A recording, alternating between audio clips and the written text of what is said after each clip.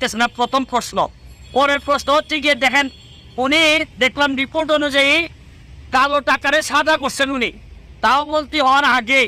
আচ্ছা ধরে নিলাম যে ওনার টাকা আছে, অনেক টাকা আছে, উনি স্বনামধন্য আইনজীবী। এখন কালো টাকারে যিনি সাদা করেন তার পক্ষে কিন্তু উনার মন্ত্রণালয়ে যত মানুষ দুর্নীতিবাজ আছে, যারা কালো টাকার মালিক, তাদেরকে তো নৈতিকভাবে উনি কোনো কথাই বলতে পারবেন না, কারণ উনি নিজেই তো কালো টাকার মালিক ছিলেন, যেটা উনি সাদা করছেন এই রিপোর্ট অনুযায়ী এখানে স্পষ্ট আছে। এরপরে আমি আপনাদেরকে আরও জিনিস দেখাইতে চাই। আশ্চর্য লাগে যে একটা মানুষ, উনি নিশ্চয়ই আমাদের চেয়ে অনেক ধনী, ওনার সম্পদের হিসাবটা আমি একটু এখান থেকে আপনাদের কাছে পড়তে চাই। যে ওনার হচ্ছে গিয়ে রাজুকের 854 নম্বর দাগে হচ্ছে গিয়ে 10 তলা একটা বাড়ি আছে ওনার, যেটার নির্মাণ ব্যয় হয়েছে 15 কোটি টাকা। তোপখানা রোডে ওনার হচ্ছে গিয়ে 2টি অফিস স্পেস, তারপর হচ্ছে গিয়ে জমি হচ্ছে গিয়ে অনেক অসংখ্য জমির মালিক,